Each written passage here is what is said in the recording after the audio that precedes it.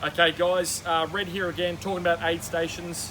From when you get on site on the day, throughout the race till the very end, don't forget, if you do need help, our crew will be in vests, cruising around on scooters or in event vehicles.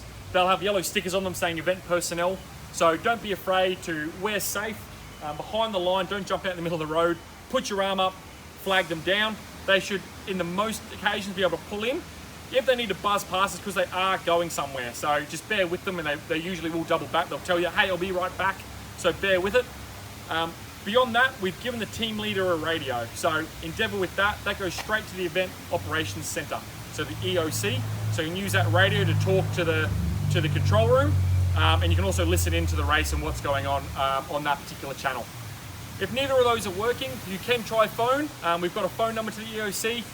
We've also got a phone number for your area manager that's cruising around, usually that gentleman that is on the bike, that will be popping in and checking in on you regularly. And then if it's an absolute emergency, like there's someone that's clearly broken a bone, or someone that's bleeding profusely, unconscious, not breathing, call 000. There's no problem with calling 000. Just let us know if you have called 000. That's all we ask. Really important you let us know if you called 000.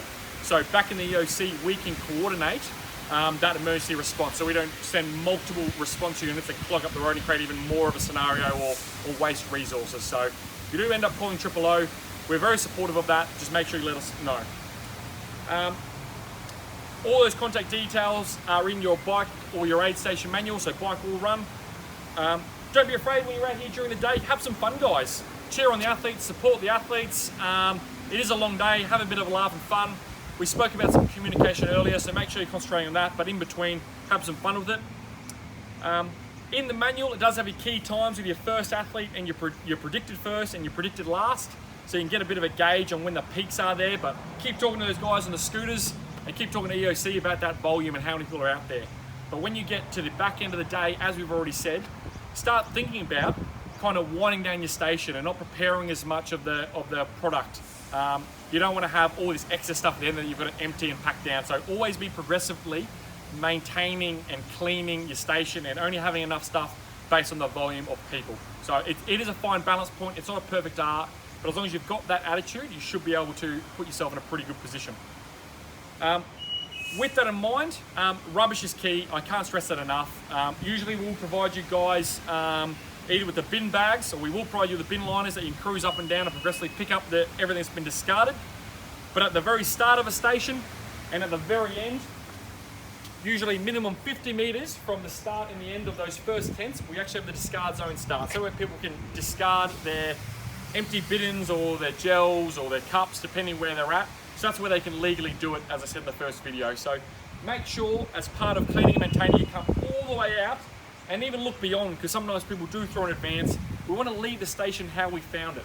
So when we rocked up first thing at the start of the day, there's probably nothing here outside of some toilets and some skip bins. Sometimes there might be a pallet of ice or what have you that guys have dropped off earlier that day. But besides that, however you found it, that's how you want to leave it. We want to be environmentally friendly and thank the community that let us use this land and these roads.